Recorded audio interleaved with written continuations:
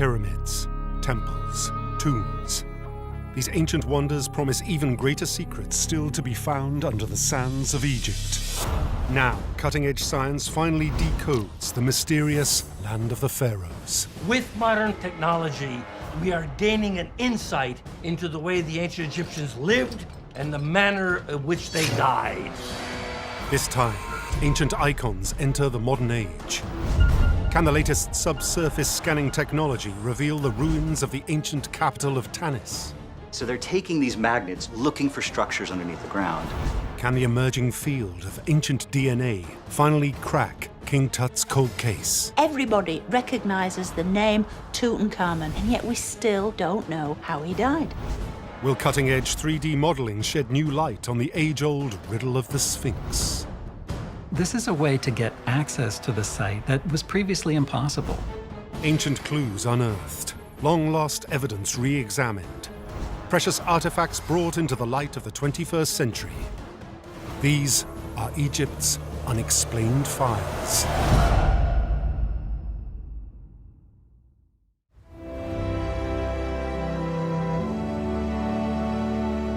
Ancient Egypt. They've left us the most famous icons on Earth. Faces that reveal the fortunes of a wealthy empire. Monuments that have become fabled around the world. Now, scientists are re-examining iconic sites from a 21st century perspective.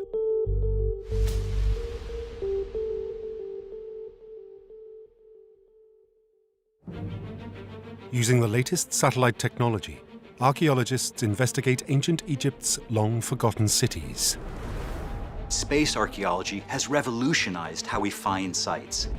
What they found was an entire city. And on the ground, using magnetometry, they can now look down deep beneath the Earth.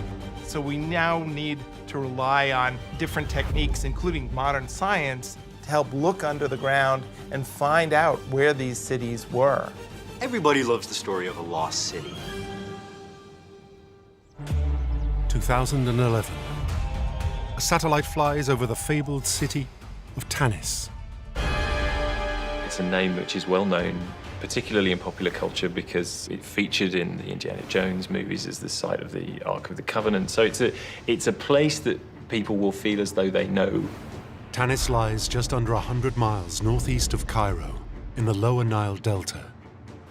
As one of ancient Egypt's former capital cities, it was the seat of power around 3,000 years ago. It is also thought by some to be the place where baby Moses was found floating in his basket. Like the Bible story, it is hard to separate fact from fiction. Despite its size and importance, there's very, very little to see on the ground of the city, of the place where thousands and thousands of people would have lived. Although excavations have been ongoing at Tanis for over a century, investigators believe much of this once mighty city still remains undiscovered.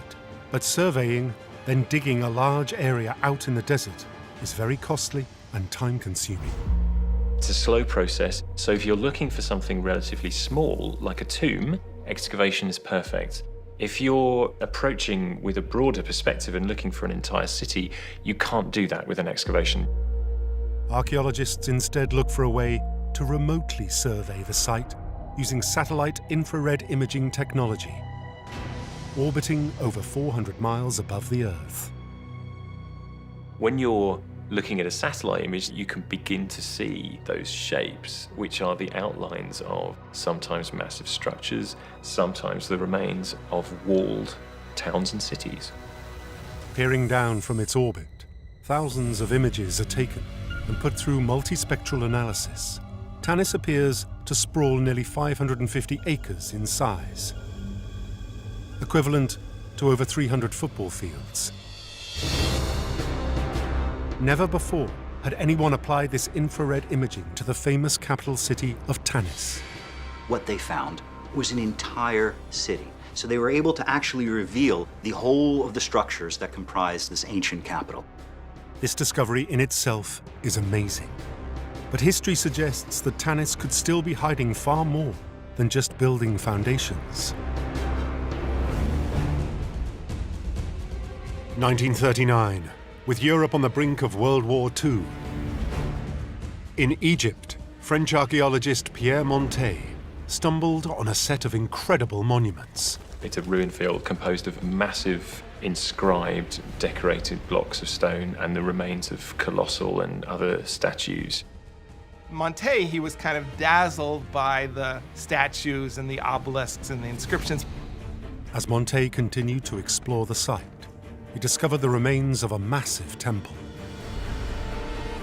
Then, he stumbled upon the greatest prizes an archaeologist could hope to find: a series of unlooted, sealed tombs. He found the tombs just by accident because he was clearing away part of the temple and found them built underneath the temple. The tombs are crammed with some of the most valuable artifacts ever found in Egypt. These were intact tombs with silver coffins. You always think that gold is valuable. Well, in Egypt there was so much gold that actually the really expensive thing was silver, because that had to be imported. What he finds eclipses all of the wealth in King Tut's tomb.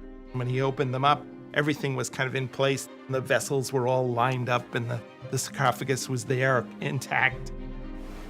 The finds were dazzling, but with the war gripping the entire planet, Montet had to bring his excavation to a halt. 80 years later, satellite images suggest there could be far more to Tanis than Montet or anyone expected. Could there even be more untouched tombs yet to be discovered?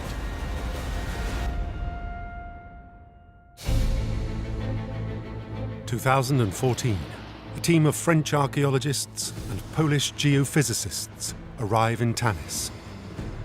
They want to extend previous surveys, exploring what treasures may lie deep beneath their feet. To find out, they bring in the very latest geophysical survey technology: magnetometry. Magnetometry is a technique to identify different consistencies in the soil. There are places in the world where there are sites buried beneath the ground. You can't dig them. You don't have the manpower to dig them. So they're taking these magnets, looking for structures underneath the ground. The scientists scan over 50 hectares of the city, one of the largest magnetometry surveys of its type ever undertaken in Egypt. It's enabled us to see the entire ancient city. When they analyze the results, the level of detail is astounding. Far more intricate and precise than a satellite photo could ever provide. Archaeologists can now truly visualize this once thriving city. And sure enough, what they find not only corroborates what the satellites had discovered, but it's even better. You can understand where was the residential areas. They find huge buildings, workshops. The whole city planning was revealed in front of them. You could almost imagine yourself navigating around the streets and, starting in one house and going around the corner to see somebody else in a different house. It's that level of detail. By using the very latest in remote surveying technology, the ancient city of Tanis is revealed in detail as never seen before. Discoveries that could only have been made in the 21st century. We thought we knew everything there was to know about Tanis, but advanced technology is rediscovering the city all over again. In the future, it's possible that even newer technologies may pinpoint further riches at Tanis. Could the extraordinary treasures found by Pierre Montet be only the first of unimaginable secrets still buried beneath the ground? Time will tell.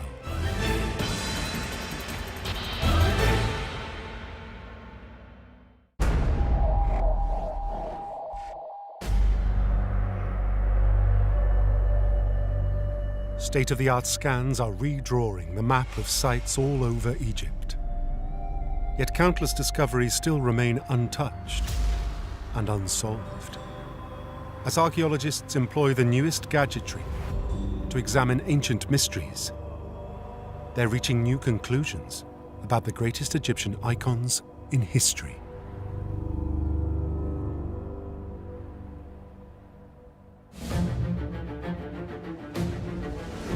King Tutankhamun. Tutankhamun is one of the most famous characters we have from anywhere in the ancient world. The boy king died in mysterious circumstances, aged just 19. Everybody recognizes the name Tutankhamun, and yet we still don't know how he died. Since the discovery of Tutankhamun's tomb, people have wondered who or what may have killed him. Now cutting-edge genetic analysis could hold clues to the truth behind his death. In 2005, scientists at the Egyptian Museum, Cairo, investigate one of ancient Egypt's greatest cold cases. They want to find out what killed King Tutankhamun. There's a certain amount of mystery surrounding how Tutankhamun actually died. There's no obvious cause of death. Investigators use a medical CT scanner to create a high-resolution 3D image of the young king's body. So it gives us information about his body and what this might be telling us. It was hoped that this might shed more light on the actual cause of death. Examining the results, experts spot something unusual. The CT scan reveals one very interesting feature of the mummy, and that is that there seems to be a fracture of the femur, upper part of the left leg just above the knee. At some point in his life, King Tut had suffered from a broken leg. Could this have led to his untimely death? Clues from his tomb suggest he may have had some dangerous hobbies. There were a considerable number of chariots found in Tutankhamun's tomb. The presence in the tomb of these chariots fueled this speculation. The injuries which are revealed by the CT scans lead some people to believe that perhaps Tutankhamun suffered a chariot accident. A broken leg could have turned septic and caused blood poisoning, leading to death. But closer investigation of the scan sheds doubt on this theory. It's a clean break. There's no evidence of any infection. That clearly wasn't the cause of death. Experts search for more clues, gathering together as much evidence as possible. As well as the digital CT scan, they have access to X-rays taken back in 1968 during a previous examination of Tut's body. The investigation revealed something odd on one of the images. When they looked at the X-rays of the skull of Tutankhamun, they saw this dark area. The brain had been removed in mummification, but they find evidence of a small piece of bone at the back of the skull. This is the clinching piece of evidence. He must have been struck on the head, blunt force trauma. This is what killed him. Egyptologists are left to ask a startling question. Was King Tut assassinated? Even during his short reign, King Tut faced a growing power struggle.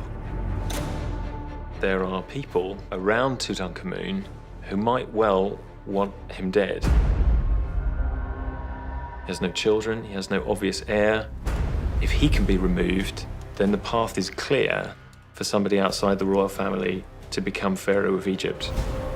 And of course, suspicion immediately falls on the individual who succeeds him as Pharaoh, his relative, a man called I. A picture of I still exists on the wall of King Tut's tomb. He is seen administering the final rites to the dead king's body. And records also show I goes on to take the throne after Tut's death, along with his military general, Horemheb. We know that both of them did succeed in becoming Pharaoh. Perhaps they deliberately removed Tutankhamun by having him killed. The case proving murder appears solid. But as scientists analyze the 1968 results further, they realize that blunt trauma may not be the only event that could explain the chip of bone at the back of King Tut's head. During mummification, we know the brain is taken out down the nose. So when the hook was put up the nose to remove the brain, this part of the nose bone got broken off, as it normally does, went to the back of the skull and ended up there just as part of the embalming, but misinterpreted as cause of death. It's simply an artifact of the mummification process. It can't really be interpreted as a cause of death. It appears from this evidence that the bone chip does not point to murder. The investigation into King Tut's death remains unsolved. 2010, while re-examining King Tut's CT scan, scientists noticed something they'd not seen before: a deformity in the bones of his feet. We see also that he had a severe bone necrosis in his left foot. Usually you cannot put any weight on this foot, so you need a walking stick. He may have been suffering from what we now think of as clubfoot. The birth defect could also explain why over 100 walking sticks were found in his tomb. But the club foot is not the only birth defect they discover from the scans. It seems King Tut is in far worse health than experts had ever realized. Tutankhamun has a cleft palate. He had a necrotic bone disease in his left leg. He has wide hips. So maybe he was already a weak pharaoh, and the disease could have caused his death. These conditions can be common, and individually would not be enough to kill King Tut. But taken together, they may have severely compromised his health. Perhaps this is the evidence that might help us understand how he died. This discovery leads Egyptologists ever closer to proving a cause of death. But studying the pathology of the boy king needs further research and discoveries. The definitive answer still eludes us, but perhaps with the help of science, not for long.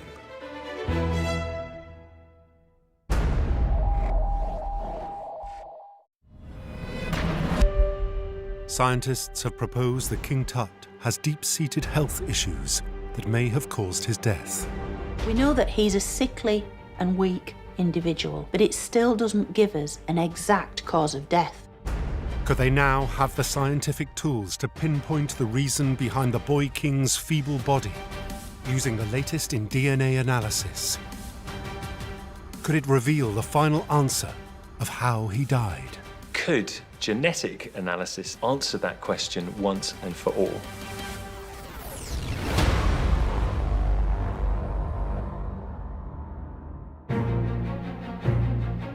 Egyptologists investigate whether King Tut's death could be related to several congenital health problems, and if some of them could be hereditary.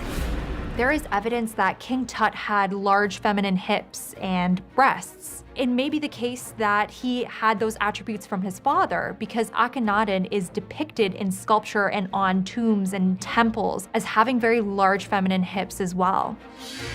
Scientists begin to explore other potential inherited traits. When you take the evidence from the CT scans, which show that Tutankhamun has a club foot, we can perhaps suggest that he was suffering from something called Collier's syndrome, which is known to be an inherited disease. It is an important clue. The passing on of physical attributes from generation to generation leads to an explosive possibility. The bone disease, which is present on King Tut's remains, shows that he may have had a condition that could be passed down from interfamily relationships. Experts believe these interfamily relationships may be crucial to how a king passes on his divine right. Incest is seen as a way to keep power within the family and to enhance the divinity of one's children. Incest may also reflect how a pharaoh views his position in society. Pharaohs are not regular Egyptians. Pharaohs are gods incarnate. The king is certainly the son of a god, and so his relatives are also thought to be divine. A pharaoh's power was guarded and tightly kept within the family through incestuous relationships. But for scientists, it is another potential clue to unlocking King Tut's cause of death.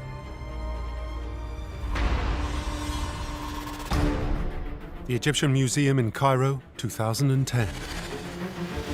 With advances in modern genetics, scientists wonder if the final proof of an incestuous bloodline may be found in the ancient DNA of King Tut and his family.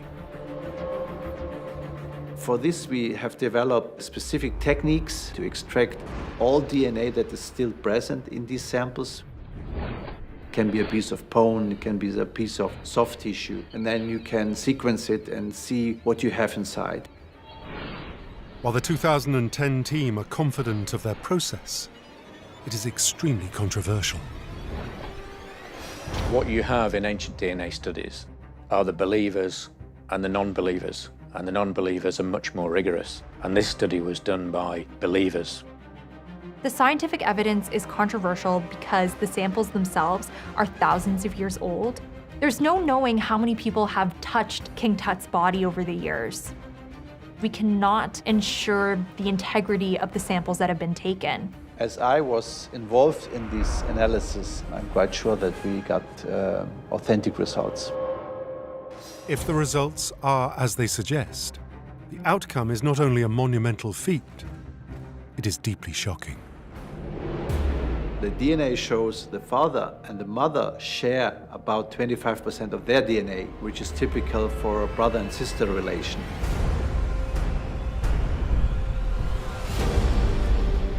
And a big breakthrough was possible for the first time to prove a genetic relationship within a royal family, which was not done before.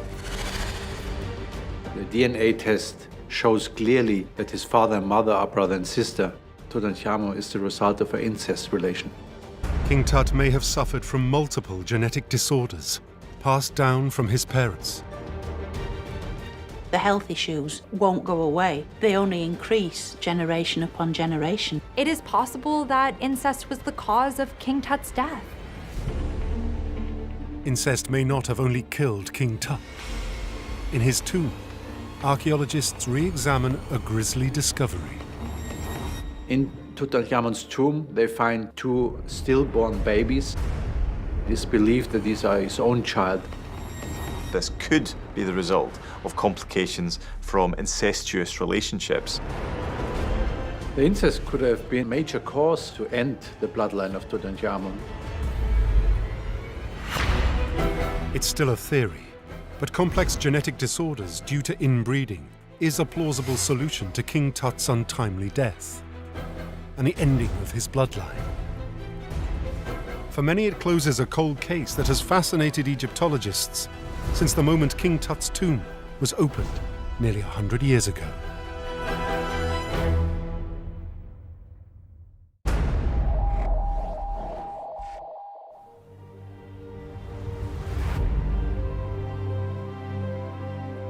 Examining the details of Egypt's iconic pharaohs brings us ever closer to figuring out how the ancients lived and died.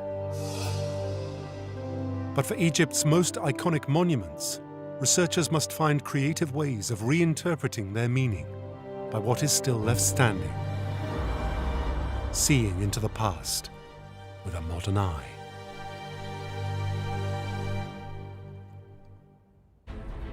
The Great Sphinx has stood tall for over 4 millennia. But what we see today may bear little resemblance to how it looked thousands of years ago. The sands of the desert are constantly shifting, so we have no idea really what the landscape looked like at that time.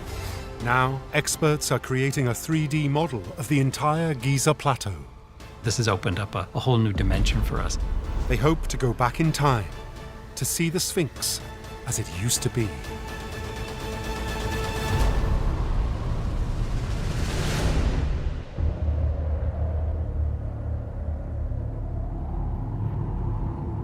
So I'm an 18th century explorer. Maybe I'm from Italy or England or France, and I'm crossing the desert sands and I see these massive pyramids, and then I see a head sticking out of the sand.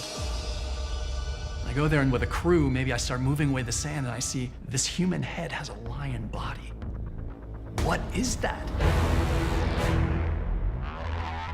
For hundreds of years, Egyptologists have sought to answer the riddle of the Great Sphinx.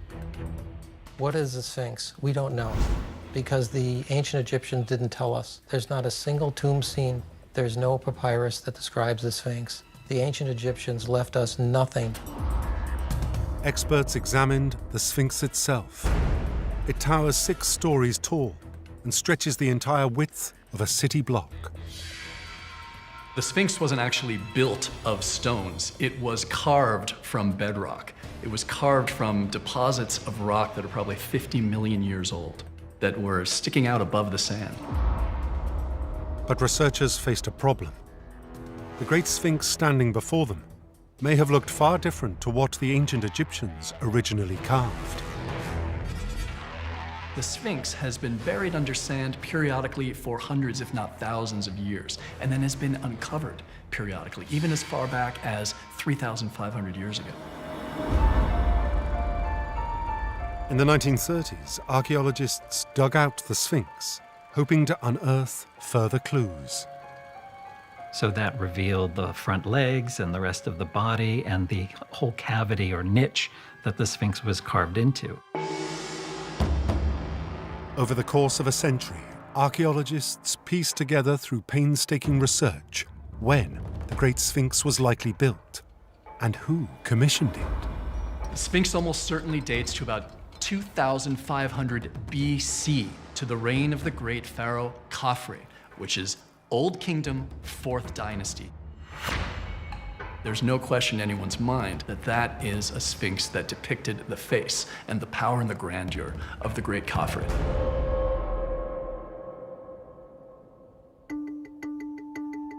But these breakthroughs still provide few clues to how the Sphinx changed during its 4,500 years in existence. How does the Sphinx look now compared to 100 or 200 or 300 years ago? A lot of people think that the nose of the Sphinx was shot off by Napoleon's troops a couple hundred years ago. There's all these stories about what happened to the nose of the Sphinx. It was actually crowbarred off in the Middle Ages. You can actually see the crowbar markings if you look closely on the face of the Sphinx. Years ago, it was relieved from the sand around it. And what the archaeologists found was a body of the Sphinx that was badly weathered. So when we look at the Sphinx today, we see different colors, we see seemingly different kinds of rocks. A lot of that is repair work that's taken place over 3,000 years. It's created a massive challenge for Egyptologists: how to map the changing appearance of the Great Sphinx.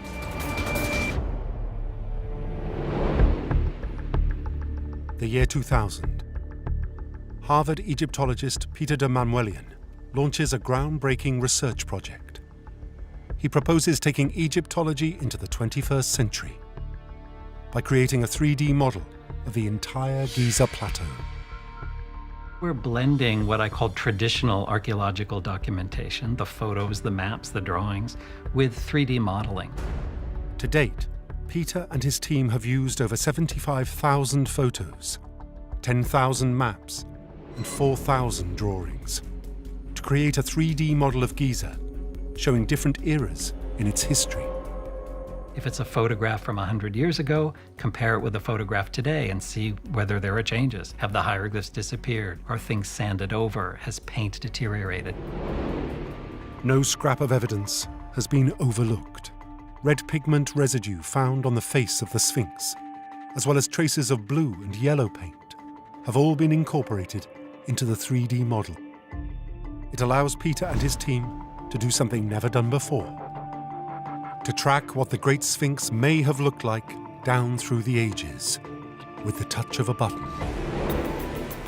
I can go back to 1400 BCE and look at the Sphinx in the New Kingdom. Then I can go back 1,000 years earlier, and you see the Sphinx as it may have looked in the 4th dynasty. It is a 21st century method of investigating ancient monuments, taking into account decades of research. When we make a 3D model, we always have to make the decision, what are we building? Are we building this tomb in 2500 BCE? Are we building this tomb in 1920 when it was excavated? Or are we trying to show its appearance as it is today? With the Giza Plateau at his fingertips, the Great Sphinx, ancient temples, the pyramids, all come alive. Along the way, sometimes we can make some interesting discoveries because we have a perspective: above ground, below ground, hovering over, flying in space, places that mere mortals normally can't walk around. You can rotate around the building, you can fly over it, And what I like best, perhaps, is you can go underground, dive down a burial shaft, and even move out into the bedrock and get what I call the tomb's eye view of Giza. The 3D model is giving unprecedented access to the most famous Egyptian site on Earth, allowing researchers to see Giza as it may have looked at different times over thousands of years. This is a way to get access to the site that was previously impossible. So if you go to Giza today, chances are a tomb might be sanded up or deteriorated or otherwise inaccessible, and now you can get there virtually.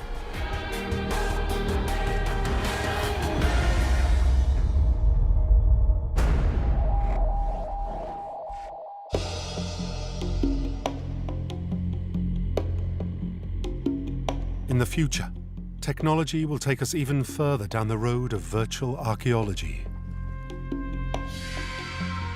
Even iconic monuments known only through ancient records can be re-examined and brought to life. Monuments thought lost forever.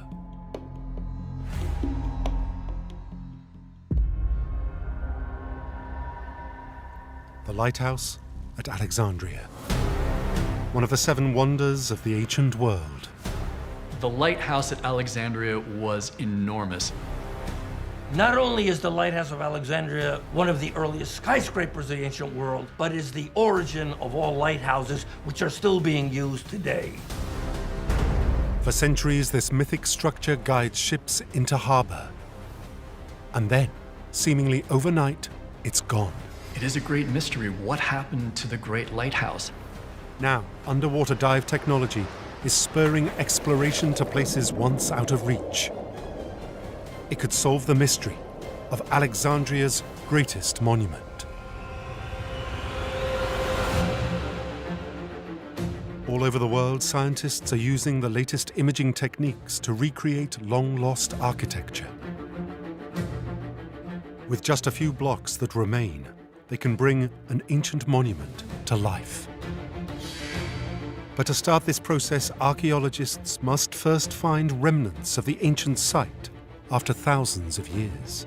This can be the most difficult task of all, especially when the structure stood at the edge of a roaring sea, like Alexandria's lighthouse once did.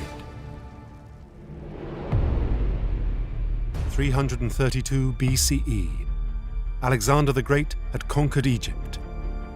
The ambitious Greek general now wanted a new capital for this additional part of his empire. He wanted to establish a trading post that was separated in some distance from the Persian Empire, whom he was trying to fight against. The city that bears his name became a bustling metropolis.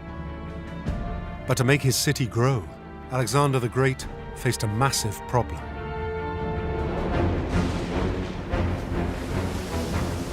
The currents in the Eastern Mediterranean are known to be pretty complex.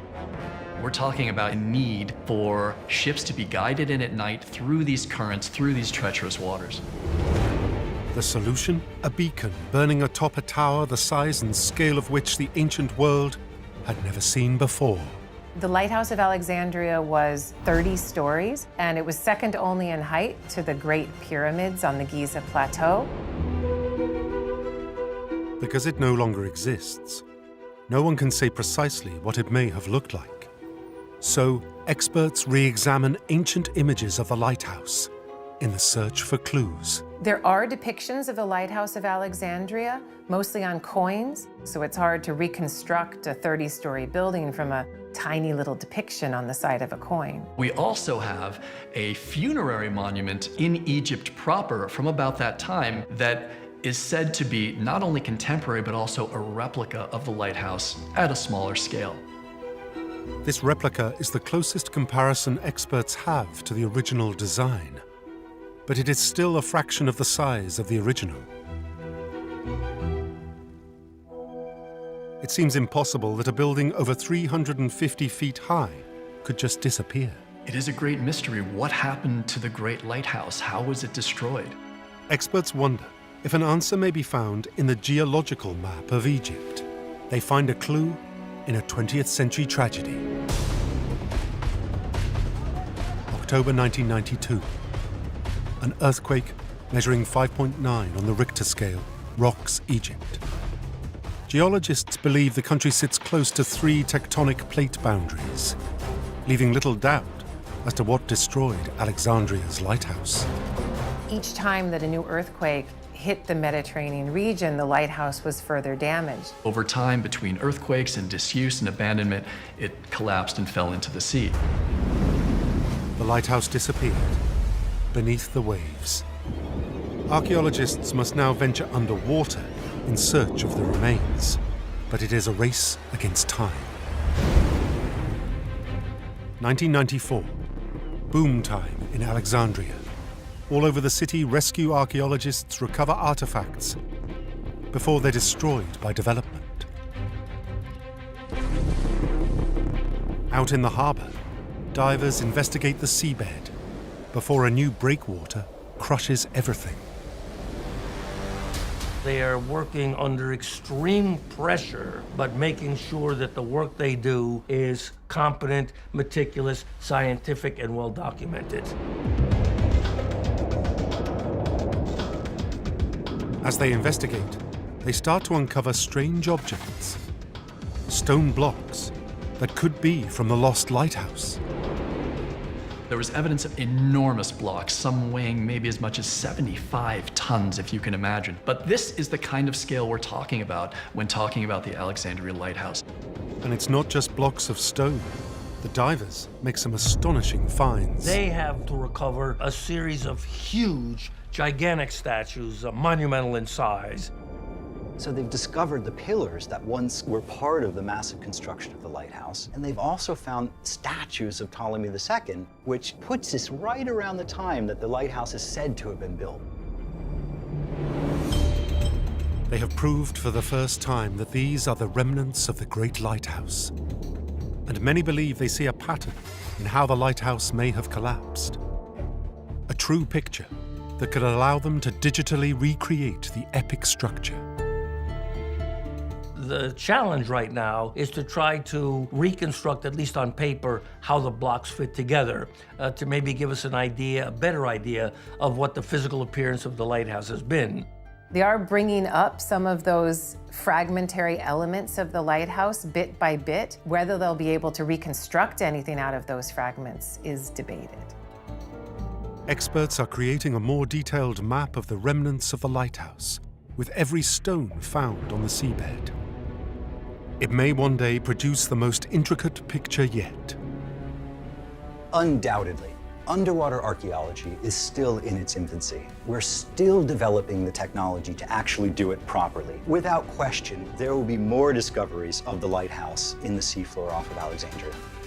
It means someday soon, archaeologists may be able to digitally piece together the Great Lighthouse of Alexandria, stone by stone.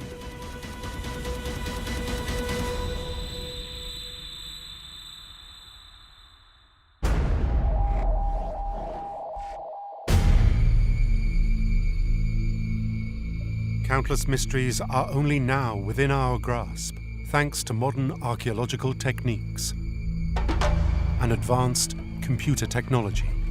But physical discoveries are still the ultimate quest for modern researchers. A new dig can solve ancient mysteries. It can even prove iconic myths, hold hidden truths. The Scorpion King, one of ancient Egypt's earliest rulers. The Scorpion King is a legendary figure. But who was he? Did he really exist? Now, some believe there is evidence that this mythic king played a role in one of ancient history's most important events, the unification of Egypt. 3200 BCE, Egypt was a divided nation. Violence reigned supreme. It was just a place of might makes right. It was warring chiefs battling it out, trying to gain dominance over one another. Different areas all had different leaders who called themselves kings. So there would have been a lot of conflict between all of them. 5 millennia later, this era has become a time of legend, where fact and fiction are nearly indecipherable. Few artifacts survive intact, making one discovery made back in 1897 invaluable. Archaeologists excavating in southern Egypt find this enormous mace head. A mace head is a scepter used by a king to rule over his people. Could this priceless artifact sit at the heart of an age-old legend? It depicts a king in what we would recognize as the Egyptian artistic form. Next to his head is the sign for Scorpion, the Scorpion King. Since the discovery of the mace head, the myth of the Scorpion King has grown. Today, he fronts a Hollywood franchise depicting an ancient fighting machine. But his real existence still remains a mystery. 1988. German archaeologists lead an investigation at Abydos in southern Egypt, one of the oldest royal cemeteries in the world. Abydos is the original Valley of the Kings. It's the place Egypt's earliest kings are buried. Archaeologists find what seems to be a burial mound, and they decide to excavate it. Underneath, they find an incredibly complex and sizable series of rooms. It's got scorpion glyphs all over the walls. And when you see this amount of prestige, whoever's buried in that tomb was pretty important. Archaeologists radiocarbon date material found in the tomb. The results show it is 3150 BCE, the earliest period in Egyptian history. It could be the burial place of one of Egypt's most legendary kings. To the best of our knowledge, the tomb at Abydos is the last resting place of King Scorpion. Once thought of as a myth, the Scorpion King appears to be a real man. But how powerful was this warrior king? 2009. Scientists re-examine artifacts from the Scorpion King's tomb. In Abydos, archaeologists find seals depicting the Scorpion King, but they also find remnants of thousands of bottles of wine. Using mass spectrometry, they determine an isotopic signature from the wine residue. Incredibly, it's from Palestine, over 400 miles away. In order to import something from Palestine, you had to have a strong trade route. You had to be able to protect that trade route. The fact that they found hundreds of jars of wine in King Scorpion's tomb indicates that he had enough power to control the entire area between him and Palestine. It suggests a powerful king. But there are still huge gaps when studying people from 5,000 years ago. Experts re-examine the first documented ruler in Egypt's history, King Narmer, credited with unifying Egypt in an era known as Dynasty I. Narmer is the first real pharaoh that he's named. We know who he is, we know when he ruled. King Narmer's image is on an artifact called the Narmer Palette, which tells the detailed story of the unification of southern and northern Egypt. In a flash of inspiration, investigators compare the image of King Narmer with the carving of the Scorpion King on the ancient mace head. Some archaeologists suggest that King Scorpion and King Narmer are one and the same person. If you look at them side by side, you can compare King Scorpion, wearing the white crown, to King Narmer, wearing the white crown. They're in almost identical poses. The evidence is highly speculative. But if true, the legendary Scorpion King may be instrumental in unifying Egypt and creating the world's first nation-state. In some ways, this adds to the enduring mystery of the Scorpion King, who he was, where he came from. The fact he really existed is now pretty much proven, but without his physical remains, it remains something of an elusive story.